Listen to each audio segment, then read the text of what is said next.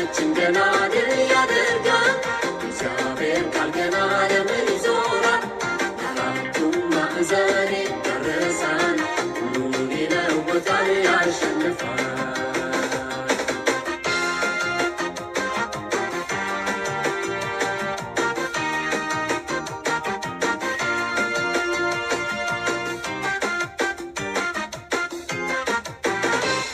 ገና የታሰሩትን ይፈታል ሰንሰለታቸውን ይበጥሳል በተለያ ኢየሱስ የታሰሩ በዚህ ታላቅ ወንጌል ይፈታሉ ሌላችን ገና ድል ያደርጋል እግዚአብሔር ቃል ገና ዓለምን ይዞራል አራቱም ማዕዘን ይደረሳል ሁሉን ይለውጣል ያሸንፋል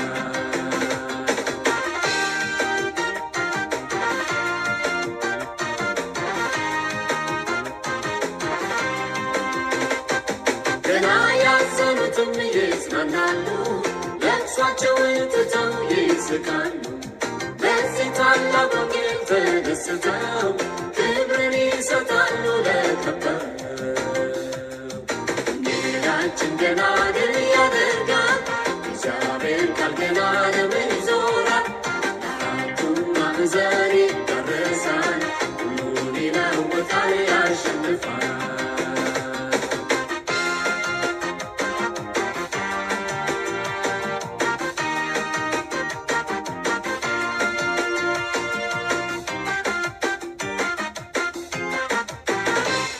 ገና የታመሙት ይነሳሉ አልጋቸውን ይዘው ይሄዳሉ መቼ የኛ ወንጌል የዋዛ ነው አልጋን አሸክሞ የሚያሮጥ ነው ጌታችን ገና ድል ያደርጋል እግዚአብሔር ቃል ገና ዓለምን ይዞራል አራቱም ማዕዘን ይደረሳል ሁሉን ይለውጣል ያሸንፋል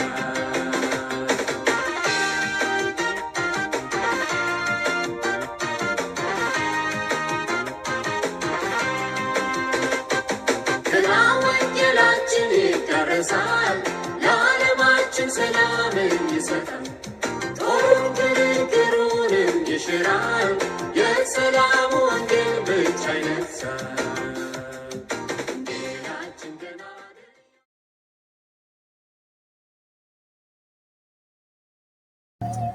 እነዚህ የምታዩ ሰዎች ከኦልጂሲስ ወጥተው የስላሴን እምነት አምኖ የመጡ ሰዎች ናቸው። በሆሳና ከተማ ሆሳና አካባቢ ባለው ላይ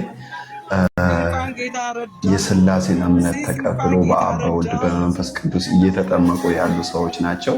በጣም ደስ የሚል ነገር ነው።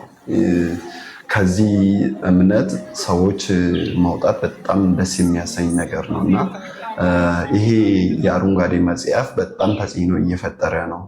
ባለፉት ጊዜያቶች ዶክተር ተስፋዬ ሮቤሌ በተለያዩ ቦታ እየዞሩ ሲያስተምሩ ነበር።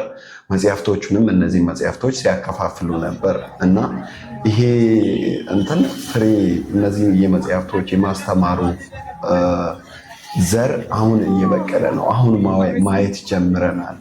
እንዲህ እንደምናየው በዚህ መልክ በጣም ብዙ ሰዎች ናቸው እንደምታዩ ከኦልጂሲስ ናቸው ወጥተው በአብ በወልድ በመንፈስ ቅዱስ ስም አምነው እየተጠመቁ ያሉት እና በጣም ደስ የሚያሰኝ ነገር ነው እና ይሄ መጽሐፍ ፍሬ እያፈራ ነው።